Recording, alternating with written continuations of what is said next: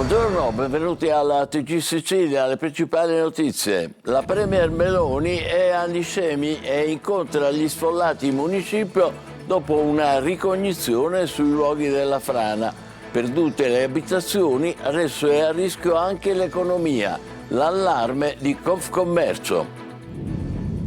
Lungo la costa ionica della nostra regione, serre, piante e macchinari irrimediabilmente distrutti dal ciclone di San Valentino. Fra poco, anzi le state già vedendo, le immagini da Mascali, dove la stagione potrebbe essere già finita. A Sant'Agata Libattiati, nel Catanese, rubinetti a secco da ieri mattina per un guasto alla rete idrica. A Palermo diventa un'associazione No Maranza, il gruppo di cittadini guidato dallo chef Natale Giunta. Si rafforza la battaglia contro chi scatena risse e violenze nei locali e rovina la movida. A Catania arrivano altri 1000 nuovi monopattini da affittare a tempo con i telefonini. L'amministrazione chiede alle ditte fornitrici e ai cittadini nuove regole e responsabilità. A Ragusa una mostra sulla figura di Rosario Livatino, il magistrato ucciso dalla stilla mafiosa. Nel Palazzo di Giustizia la storia del giudice ragazzino, simbolo di fede vissuta e di sacrificio per la legalità. Ad Agrigento il carnevale entra in corsia. All'ospedale San Giovanni di Dio la musica della banda musicale Giuseppe Lentini di Favara regala sorrisi ai piccoli pazienti. Calcio, il Palermo realizza il 13° risultato utile consecutivo, ma resta quarto contro il Sud Tirol sabato al Barbera, vietato sbagliare. Per la promozione diretta servono continuità e 0 passi falsi.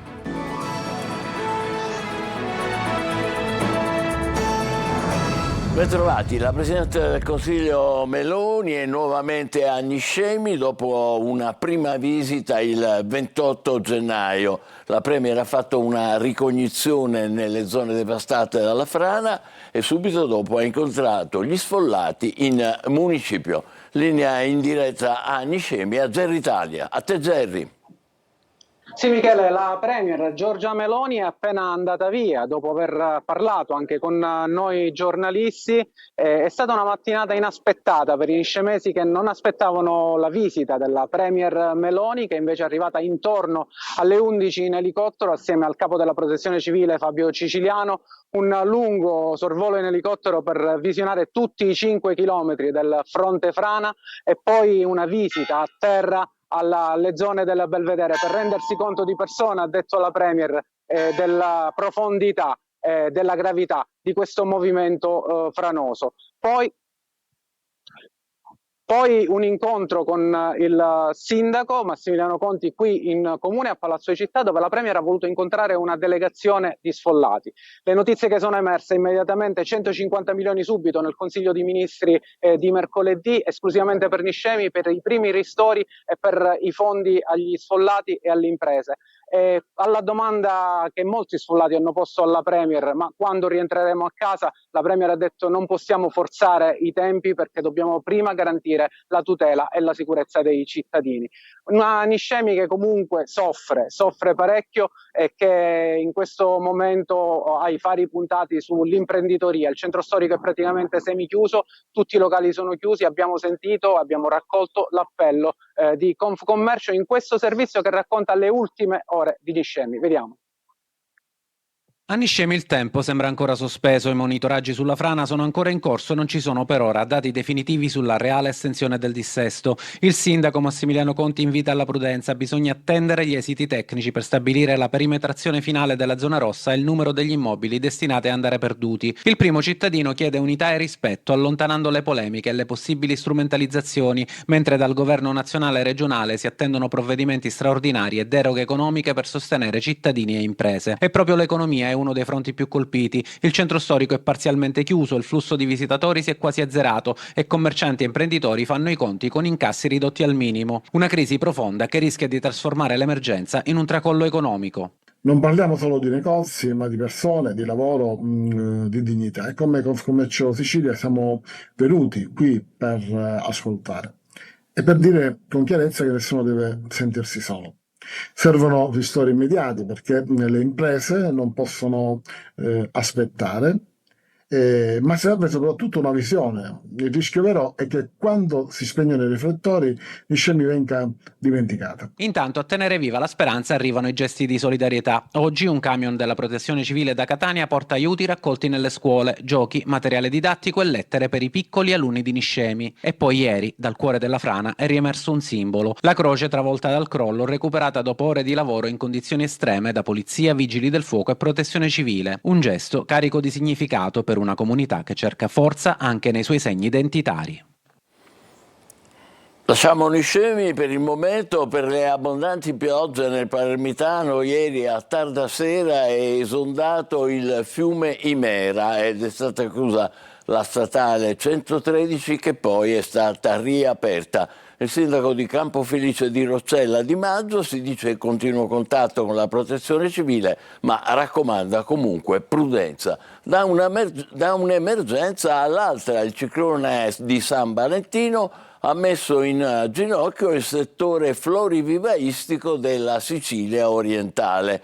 Serre, piante, impianti, macchinari irrimediabilmente distrutti.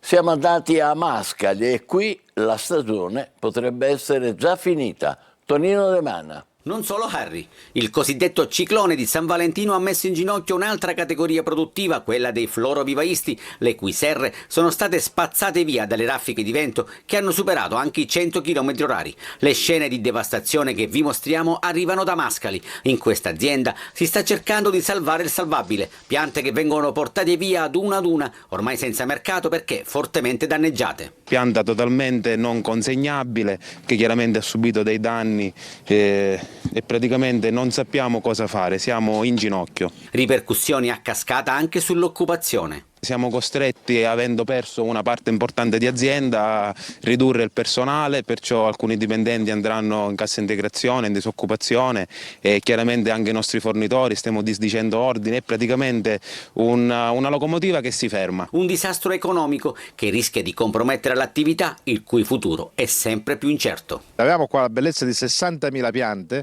rinvasate con questa tecnica nuova. Avete fatto una stima dei danni? Ma qua si aggira sui 500.000 euro il danno, perché la struttura è tutta da rifare, era 1,5 ettari di serre. Per alcuni vivai la stagione potrebbe essere già finita, da qui la richiesta dello stato di calamità e nelle prossime ore si annuncia un'altra ondata di maltempo che rischia di dare il colpo di grazia ad un settore già in ginocchio. Torniamo a Niscemi e con un primo documento sonoro con la Premier Meloni in visita a Niscemi stamane. Guardi, noi portiamo mercoledì in Consiglio dei Ministri un decreto che si occupa in generale della questione dell'alluvione e nello specifico della questione di Niscemi, distinguendo le due questioni. Per Niscemi c'è un stanziamento specifico che riguarda 150 milioni di euro con la nomina di un commissario straordinario nella figura del capo della protezione civile, prefetto Fabio Ciciliano, perché non volendo perdere neanche un giorno di tempo, così siamo già immediatamente operativi con la struttura.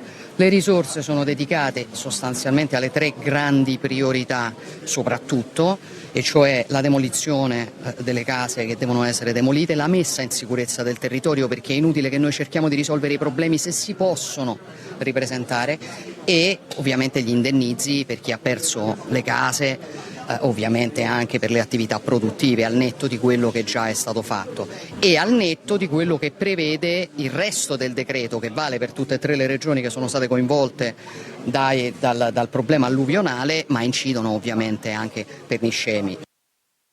Quello che dice. Eccoci qua, così la Premier Meloni l'abbiamo raccolto tra i primissimi appena qualche minuto fa. Adesso andiamo a Sant'Agata Battiati nel Catanese, dove i rubinetti sono a secco da ieri mattina per un guasto alla rete idrica. Tonino De Manna. Rubinetti a secco e famiglie esasperate. Sant'Agata li Battiati all'asciutto dalle 6 di ieri mattina per un guasto alla rete idrica gestita da Sidra. Abitazioni private, case di cura, uffici e scuole senza un filo d'acqua per un disservizio che viene denunciato dallo stesso sindaco Rubino. Ricevo tantissime segnalazioni e giustamente tutti coloro che hanno anziani a casa, le case di riposo, i bambini non possono alzarsi al mattino e affrontare una giornata lavorativa senza l'acqua. Sono finite anche le riserve. Il primo cittadino punta il dito contro Sidra. Sollecito la Sidra fortemente a prevenire, perché il denaro pubblico va utilizzato nel rispetto della rete idrica per la prevenzione. Il guasto alla condotta idrica sarebbe stato riparato e in queste ore l'acqua starebbe arrivando nelle abitazioni a valle di Battiati come Via del Bosco, poi toccherà al centro. Voltiamo pagina. Messina, prima conferenza stampa del sindaco dimissionario Basile con Cateno De Luca. È in primo piano la lotta all'evasione fiscale e all'abbattimento del debito del comune. Francesco Triolo. Il piano di risanamento finanziario dal 2018 ad oggi, il recupero dell'evasione e la digitalizzazione dei servizi del comune. La consueta conferenza settimanale di Cateno De Luca e Federico Basile ha voluto fare il punto oggi sul debito che Palazzo Zanca ha negli anni sotto la loro guida abbattuto da 382 milioni di euro ai 10 certificati a dicembre 2025. La sterzata importante, ha ricordato De Luca, è stato il Salva Messina con la realizzazione di una banca dati unica per i controlli e gli accertamenti, ma hanno voluto segnalare come in precedenza le casse di Palazzo Zanca hanno vissuto sulle montagne russe in cui la certezza dei conti era l'ultima cosa. Basile e De Luca hanno sottolineato anche come le partecipate fossero il bancomat della politica. Il risanamento dei conti è passato anche attraverso la lotta all'evasione. Scoperti per esempio oltre 10.000 utenti sconosciuti, dalla Tari all'IMU non commerciale, grazie alla verifica degli enti sul territorio. La tassa dei rifiuti così a Messina è scesa del 35% dal 2024 e la città è al terzultimo posto per costo in Italia. La bravura di un ente è questo, andare a riscuotere quelli che sono contribuenti fantasma o per la Tari superfici mai tassate, andare a perseguire sempre i soliti che magari hanno difficoltà a non poter pagare è un'attività molto più semplicistica che si fa in automatico attraverso i programmi. I debiti dal 1980 ad oggi hanno nomi e cognomi, ha detto De Luca, accendendo di fatto la campagna elettorale che si è aperta ufficialmente in città, ed è chiaro che sulle partecipate e sulla capacità di voto dei dipendenti si gioca una corsa importante verso l'elezione del nuovo sindaco. A Palermo si muove la società civile per la legalità. No Maranza è la nuova associazione dello chef palermitano Natale Giunta, che prosegue la sua battaglia contro chi scatena risse e violenze nei locali e rovina la movida. Marco Gullà. Lo chef palermitano Natale Giunta rilancia e prosegue la battaglia contro i cosiddetti Maranza, un percorso contro aggressioni e intimidazioni che ha anche richiamato tante critiche sui social, quando il cuoco imprenditore nel suo locale aveva affisso un cartello che vietava l'ingresso a determinati personaggi. A breve sarà presentata un'associazione che si chiamerà No Maranza, un nuovo segnale per dare un sostegno ad imprenditori, giovani e commercianti per segnalare episodi di violenza e minacce. Giunta nelle settimane addietro, a causa proprio del suo divieto, è stato anche minacciato e in diverse serate, come lui stesso ha raccontato, ci sono stati disordini davanti al suo locale proprio perché alcuni ragazzi non erano stati fatti entrare dopo alcune segnalazioni. Anche questa nuova iniziativa di Natale Giunta ha spaccato il popolo social. C'è chi approva pienamente l'idea dello chef, chi invece lo addita come classista e fuori contesto. Natale Giunta però va avanti e nei prossimi giorni battezzerà la sua nuova associazione.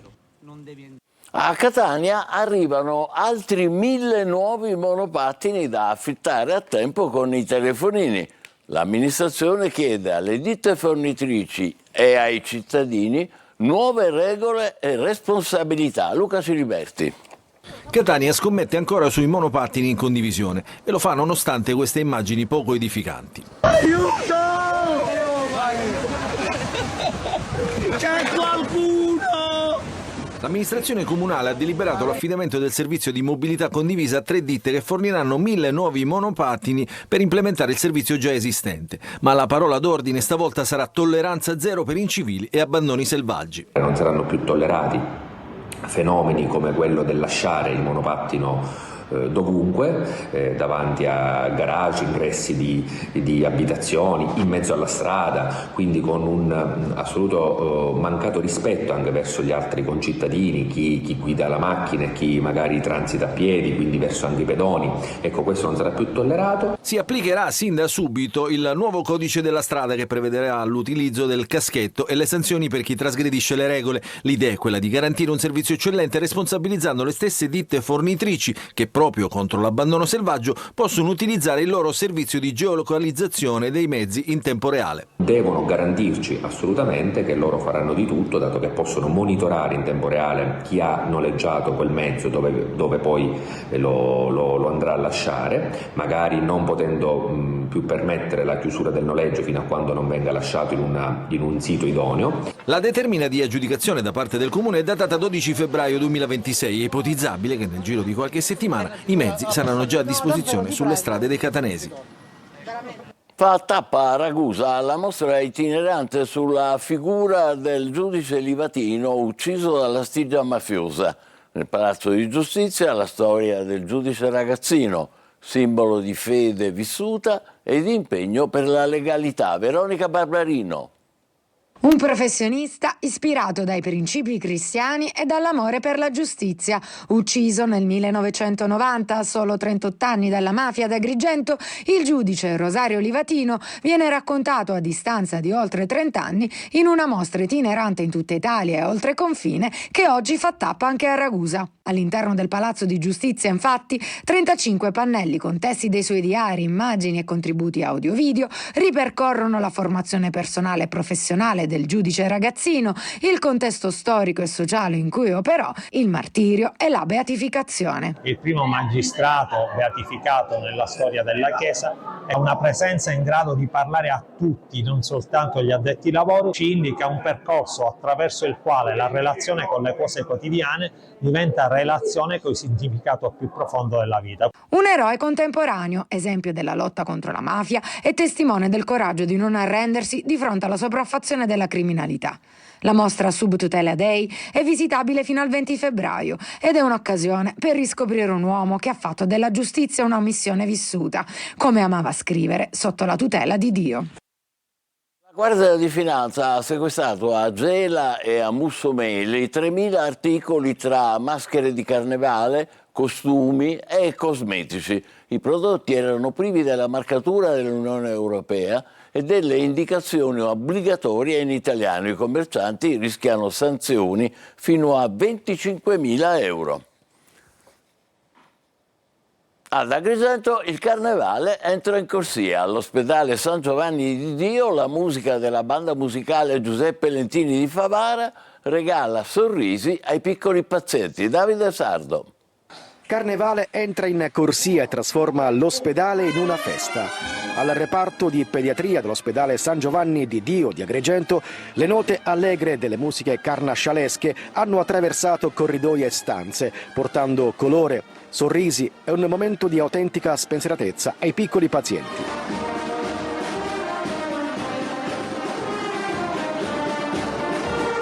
Protagonista dell'iniziativa la banda musicale Giuseppe Lentini di Favara, diretta dal maestro Gaetano Lentini, che ha scelto di dedicare la giornata ai bambini ricoverati e alle loro famiglie.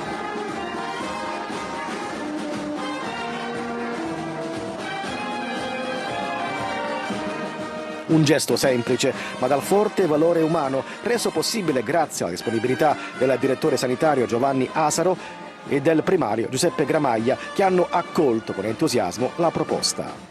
Un repertorio vivace, brani amatissimi dai più piccoli e, per qualche ora, la corsia si è trasformata in uno spazio di festa, capace di alleggerire il peso delle terapie e regalare emozioni vere. È il momento della nostra pausa, tra poco per il calcio, l'attesa per il derby del Catania con il Trapani e il buon momento del Palermo, quarto in classifica. Vi aspetto.